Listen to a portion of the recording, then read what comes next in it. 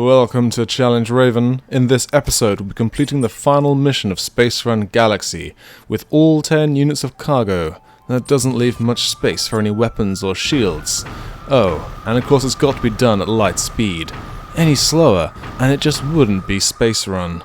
For those of you who are unfamiliar with Space Run, the idea is your ship's been out of these hexagons, and you have to get from point A to point B without getting blown up, whilst also maintaining a certain level of speed, which means that you can't just spend all your resources on making guns and shields, when you have to actually focus on defending yourself at the same time.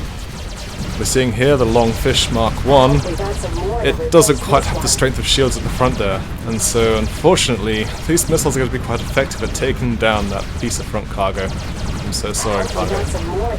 Bang. Now, as you can see here on the screen, Cargo 70, the offense, defense, utility, connect. Those are the different types of modules. So the offensives are red, the defenses are blue, utility green, and connectors in gold. Sadly again, a single defensive Aegis is just not enough to be able to defend the ship. What you'll be seeing for the next 9 minutes or so is just 30-second clips taken from the various run attempts. I could have put a whole lot more. I actually have like 3 hours worth of footage, but I figured you probably only want to see the important bits.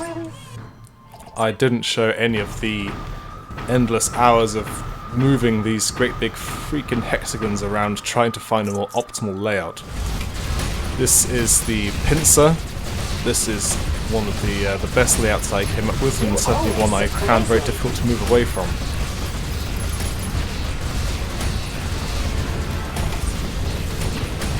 It's quite strong with the missile launchers rather than the laser machine guns. The issue, of course, being that the cargo's on the outside rather than the inside. However, that does mean that it's possible for me to wrap a great big array round, and here you can see I actually make it almost all the way to the end, where you're fighting the 2 Space Kraken at the same time, which just proves to be too much. Because, as you can see, I actually sold all my defenses and just put shields everywhere, just to try and see if I could time it out. This obviously fails the Lightspeed requirement, and indeed, I get killed anyway. No! Already. Here you can see that I'm just trying to find new and inventive ways. I've got a high-speed thruster at the front there in one of the shield slots to give me the additional speed I require to get to light speed. A lot of the challenge in this is 70 out of my 120 available cells are taken up by cargo. That's insane. You rarely in missions you'd have to transport maybe 25 at most. When you're limited just 50 cells for everything, when your shields take up 3 cells each, your boosters take up 2, you gotta connect it all together into a very strong network of shields, because as we saw earlier, a single defensive Aegis is not going to cut it. Then you've got to put guns on. Not easy at all. And indeed, we spend a long time just staring at the ship layout screen, trying to find a more efficient layout, trying to find ways to shave a couple cells here and there, rebalancing things, and then getting eaten by parasites. Which actually isn't what does me in here.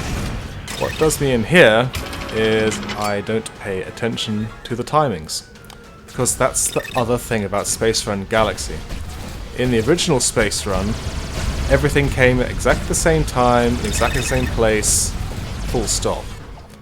Whereas here, because things come randomly and at slightly different times, from different angles, it's much harder to prepare for the unexpected. This footage doesn't contain any of the many restarts I did, where I just simply had to press escape, press restart, to try and get a decent start. If the parasites or the pirates come from the front or the rear, reset. The cargo that I'm carrying, these probes, they lock you out of one of the 3 types. And if you look down on the bottom bar there, you can see the defense logo is blacked out, because I can't build shields, because that's the colour the probes are right now. They change colour every 120 seconds. Which means sometimes if you get locked out of, say, engines at the beginning, there's no way you're going to make Lightspeed, because you're just not going to be able to build engines for 2 minutes, which is far too long when you only have 12 minutes in the first place. So, yeah. Here we can see one of the biggest hurdles I had to face, which are these armoured pirates. These guys have defensive probes that are just insane. And I realised right there, sugar, I can't actually build shields. So I quickly rebuild what I just deleted. And you can see the armoured pirates have these drones that cause your weapons to attack them, and they also have anti-missile abilities. Here you can see the Pincer Revision 3, and if you pay attention to the numbers as we go through the video, you'll see that slightly more connectors, but I got rid of that main central gun in favour of a third defensive Aegis, which is good. We're stepping in the right direction. And indeed, that has that lovely little tail fin at the back, which gives me more than enough thrust to make it all the way to the end at light speed. Far more comfortably than using that third defensive Aegis position just for a fucking thruster. And here we can see that some unfortunate parasite timing distracts me from the actual pirate timing. Forgive me if you've seen that one before. I believe I stick with this layout for quite a long time because it's so close, so very close. Here you can see some parasites coming. This is before I decided that if they come from the rear, I'm just going to abort. Because whenever you have to activate that rear thrust, you lose speed. And you can see, if you look down on the right hand side at the bottom, I have a red star on Lightspeed, which means I'm not going to be able to get there fast enough. And once again, I failed the timing on those. This is the mid-boss. And something that I've never actually seen before, if you manage to get too many pirates on screen, they can actually collide with each other. I didn't know that. I thought that maybe I assumed that if they hit each other they would blow up. But I don't think there's any situation where normally one pirate ship would collide with another. If asteroids go through a period where there are pirate starfighters or parasites, they will move around the asteroids instead of getting hit or killed by them. Here we are back with the armoured starfighters, and you can see I've got the 3 shields up this time, but there's just so many missiles, and I just can't deal any damage to them. And I just sit there, watching the invincibility count cooldown ticking down. Just ticking down. It's like, come on man, what happened? Oops, well, let's hope they don't need all their cargo delivered. And I believe it is around this time that I realised if I'm going to beat this, I'm going to need to abuse those timers. I believe somewhere between Pincer Revision 3 and Revision 4, I began creating a whole load of unnecessary utility upgraders. That was a very close one, which I found out, hey, I don't actually have to shield those first asteroids. I can actually take one straight to the face without dying, as long as I don't miss the timing of that. But to abuse the cooldowns, I realised if I sell the module and build a new one, it's no longer on cooldown. So, because I have so many hex nuts, you can see at the bottom middle there, I have 7,300 odd hex nuts by this point. I can actually just sell it and rebuild another one, as long as I have enough to actually sell and rebuild. I didn't look that timing here. And here I'm like, uh-oh, come on. If that guy keeps moving around, you can skip it. No, one last missile spells it in. Here we have some more asteroids coming from the front, and I'm just gonna take it. Yep. Oh, don't even care. Shield done. I feel But safer then, already. once more, I'm too busy trying to get this up and running. I completely forget. Oh, hang on a second. Those fighters. On its way.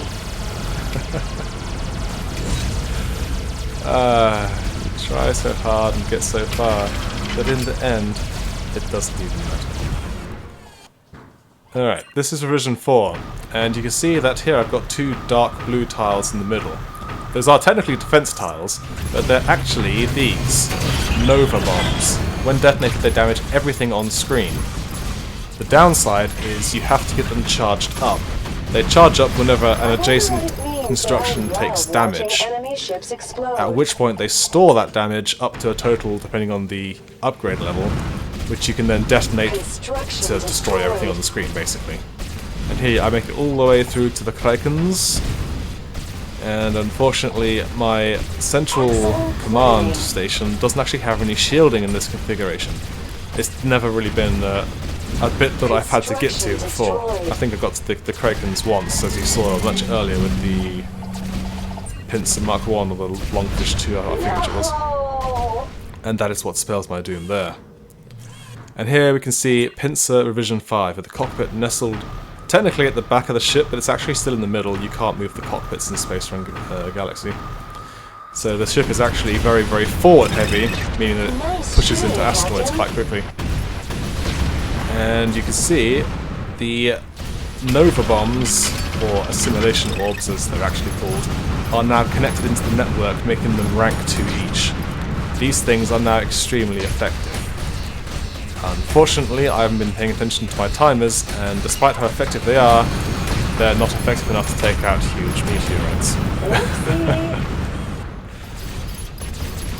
Here again, we have some asteroids coming in, and then we have some corruptors coming in, and I'm too busy looking at the corruptors and realise, hang on a second, I need to build some shield networks for these fighters. Yep, my front 2 are shielded alright. But unfortunately that one right there, I did not build the single connector needed to shield it off. That was an oversight on my part. Alright, this is it. This is the run. No more 30-second clips. This is it from start to end. You start off with a decent number of hex nuts, which of course I build straight into the missile launchers. Ideally then, the enemies will come from the top and bottom, not hopefully diagonally on the same plane, because that way one of the missile launchers won't be able to hit them. Because the key thing is those missile launchers can rotate backward and forward to hit 2 different sides, and we just ignore the front and the back using the shields to take the asteroids. And you can see here that shields have been locked out by the probes. If engines get locked out, just restart. If guns get locked out, it doesn't matter as long as you're quick enough to put down your missile launchers before the first lockout engages, because you get about 5 to 8 seconds before it actually initiates that first lockout. Missiles go out, and bam, you're in a good position. And now, of course, I need to remember that my timings are important. And so I build that connector with that very essential single connector to actually make sure I have shielding to deflect those little pirate fighters. Because by the time you get 22 of them, it's a bit of an issue. And now, the important thing is to focus on getting up to light speed. Because whenever you fight a boss, and there's a mid-boss and there's 2 Kraken at the end, you are chained. Your speed is 0, which means that you are now just running straight against the timer without any way of catching back up unless you can build more engines. So the idea is to get as far ahead of the timer as you can, so you have that buffer of time. I'm not going to be able to build any shields for another 100 seconds or so, but as you'll see, it actually turns out quite nicely, because rather than getting loads and loads of those pirate fighters, I actually get these missile ones. When the orbs do this glowy thing, they're about to change, and as you can see I get locked out of my weapons, but I can now build shields, which if I can get the rotation right, I can plonk right down.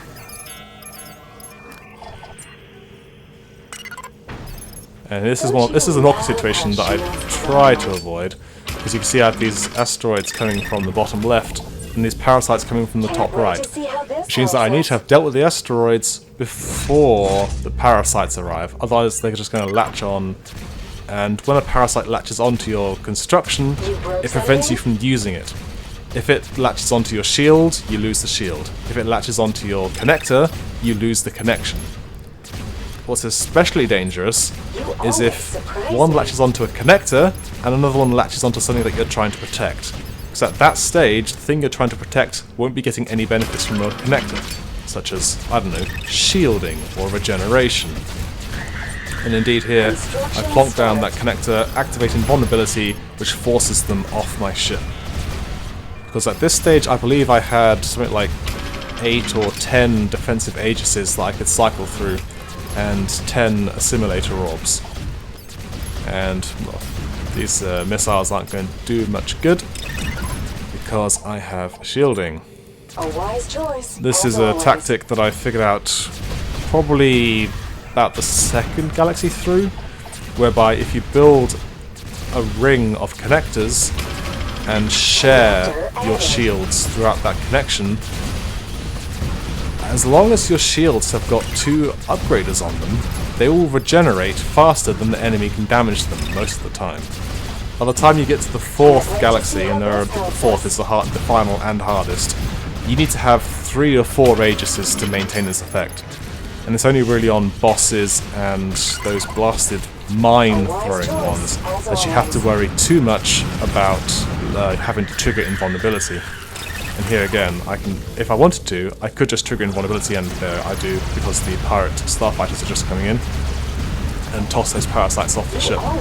And when you have enough of them, you can just cycle it on and off. And here you can see I've built up my final piece of engine, bringing me up to light speed velocity. It's quite a late one. I would normally have tried to get there earlier, but you'll see here I'm going to sell this restaurateur and put a utility upgrader which will increase my speed even further. I'm keeping that regeneration on there to try and bring the HP on those low ones back up. Eventually I'll put the second utility upgrader on there as well.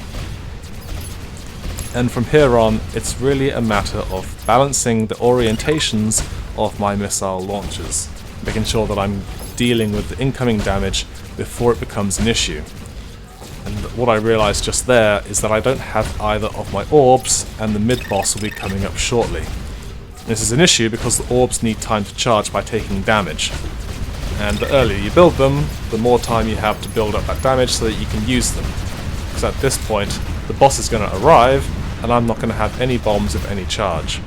And I have to wait for the defensive probes to change before I can do anything about that. I know, of course, that I have a little bit of time before I have to worry about the mid-boss, as for the most part the sequence remains the same. That big patch of asteroid comes, and then the boss comes shortly after they are about to hit my ship. So, with any luck, and I'm counting the seconds, the probes will change colour. Change colour. Oh look, they're cycling. Change colour. Change colour! And so they do. And bam, straight off the mark, 2 assimilation orbs. And because this time, on previous iterations, the assimilation orbs were just right bang in the middle. Not connected to anything, I just wanted to see whether they were any good. Because I'd never really used them before. Because for the most part throughout Space Run, it's not necessary. It's better to put your resources into building something that is permanent and that can deal with every threat, basically. The assimilation orbs, once you trigger it, that's it, it's gone. And you can see that yellow bar on them, they're now fully charged. And bam! Look at that. It absolutely annihilates all of his single slot upgrades and all of the ones that are damaged by the barrages. And you can see here, I came up with another cunning plan. Rather than attempting to fight my way through the armoured carriers, I'm just going to tank my way through it. And so I build some additional assimilation orbs in case I need them, and now have 4 Aegises, which gives me 4 invulnerabilities, and, well, a lot of shield recharge.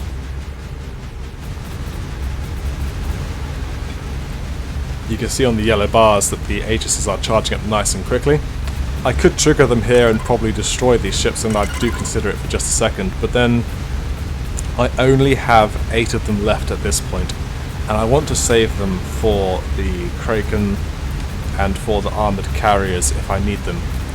I trigger 1 invulnerability there. In comes some crystallines and some more asteroids. Second charge of invincibility not coming down just yet. I'm going to try and wait for those asteroids to come in. What I don't quite see down in the bottom left is that the asteroids and those 2 enemy ships I ignored are actually interacting right now. As you can see, the enemy ship took a lot of damage there and actually took out one of the asteroids for me. 2 of the asteroids, in fact. Which means that now these are just going to bounce harmlessly off my shields. I wouldn't want to question whether a huge asteroid can be stopped by 4 Aegises, but it's best just using vulnerability charge on these 2 Aegises that I'm not going to be keeping. The idea is, once I'm past these armoured carriers, I simply sell the shields, detonate the Aegises, and rebuild the missile launchers. And here you can see this, normally at this stage the 2 Aegises by themselves would be struggling, they'd have fallen by now. But as you can see, they're regenerating faster than this enemy can deal damage to them, and that's perfect. Because I don't need, the only reason to kill enemies is to get hex nuts and to keep your cargo safe. But as long as I'm already travelling at light speed, I'm already shielded, my cargo's at 100%, they can't hurt me. I don't need to damage them. So I'm quite content to just sit here, get rid of that upgrader as everything's at full health again, increase my speed further, try and get ahead of the timer some more. You can see that I'm faster than light speed right now. I do have a bit of a lead over it. It's not an incredible amount though.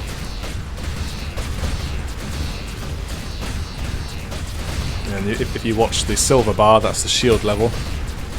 I'm not worried about it going down. I'm just going to use invulnerability, which, once triggered, just means these asteroids are going to crash harmlessly into the side of my ship. Though it does only last for 15 seconds, so you kind of have to hope that that last one gets there just before it runs out. At which point I can detonate these 2 orbs, leaving the enemy with this really pathetic looking dual missile launcher ships. They really look so sad. So at this stage I now get rid of that Aegis, build up a missile launcher. I don't sell the second one just yet, because even though they are horribly weakened, they're still firing with high level weapons. Those things do a lot of damage. So I wait until the missile launcher deals with that one, then rebuild the second one. Which means that we are now heading toward the final confrontation with the Kraken.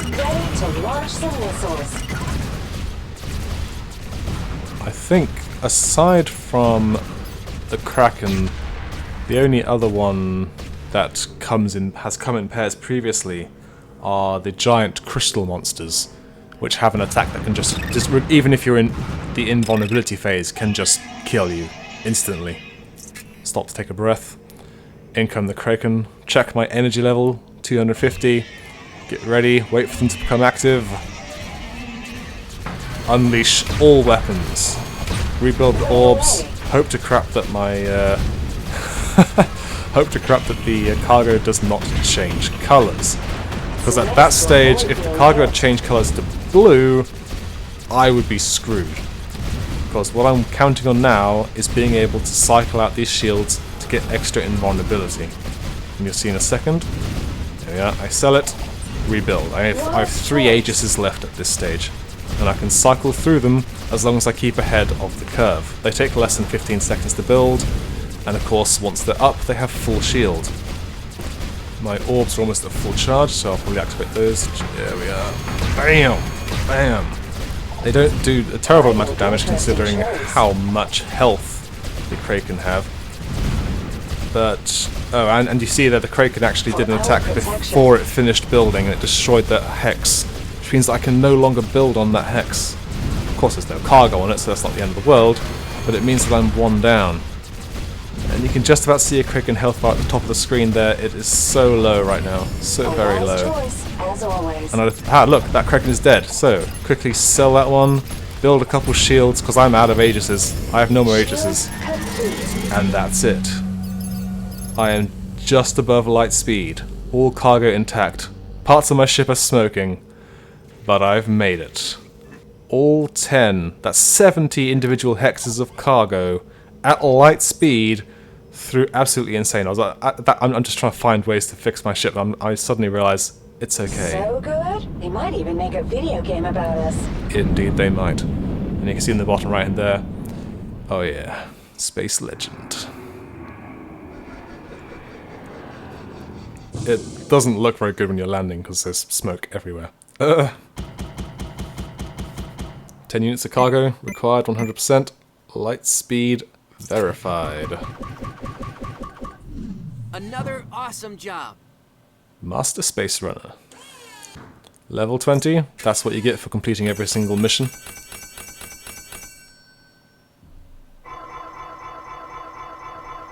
And I can claim a lot of materials. Not that I need them anymore, because I've finished the game now. And we go out back here, and here you can see all systems, all planets, all journeys, 100%. And that is the Pincer Mark V. It was a hell of a challenge. As I said, I spent hours just staring at that screen, trying to figure out a better, more efficient configuration, trying to shave off just one or two cells to get one or two different cells somewhere else, trying to fit all of these constructs inside that hexagon, because obviously I could make the entire shape tighter, but at the same time I've got to be able to get my missile launchers, my Aegises, all the thrusters. They have to be able to fit in there somehow. And that was pretty challenging in itself. That is me for that challenge, 100% completed. Until the next challenge, I'm Raven, and that's all from the lair.